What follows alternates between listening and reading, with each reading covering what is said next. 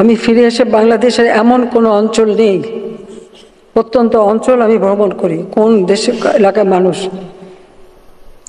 যে দেশে বঙ্গবন্ধুর আমলে আমরা প্রবৃদ্ধি 9 ভাগ পর্যন্ত অর্জন করেছিলাম, মাথাপিছু আয় মাত্র 54 মার্কিন ডলার থেকে 277 মার্কিন ডলার উন্নীত করেছিলাম, সেই দেশ আবার পিছনে পড়েছিল।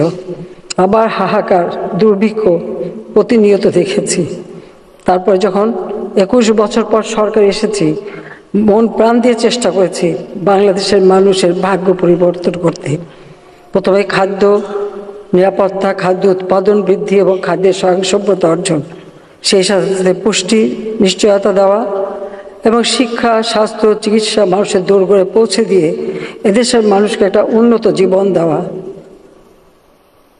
প্রথমবার 5 বছর, দ্বিতীয়বার এসে 2009 জনগণের ভোটে নির্বাচিত হয়েই সরকার এসে এ পর্যন্ত আজকের বাংলাদেশ আমরা উন্নয়নশীল দেশের মর্যাদা পেয়েছি।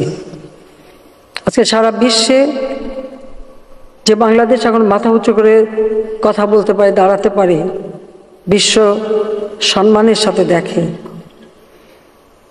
সেই বাংলাদেশে আবার রক্ত ঝরবে, আবার এই ধরনের অস্বাভাবিক অবস্থার সৃষ্টি হবে। আর মানুষের সেবা করবার জন্য যে সকল প্রতিষ্ঠান যেখান থেকে মানুষ সেবা পায়, সেই দুর্যোগ মোকাবেলায় বিশ্বে আমরা এখন রোল মডেল, উন্নয়নের রোল মডেল। প্রতিটি প্রতিষ্ঠান অগ্নিসংযোগ, আর সেই সাথে সাথে মানুষের জীবন নেওয়া এবং বিভিন্ন শ্রেণী পেশার, আইন শৃঙ্খলা রক্ষাকারী সংস্থা থেকে শুরু করে ছোট শিশুটি, কেন এই রক্ত ছড়া? আজকে যাদের আমরা হারিয়েছি, আমি তাদের আত্মার মাগফিরাত কামনা করি। আর যারা আপনজন হারিয়েছে তাদের প্রতি আমার সহমর্মিতা জানাই।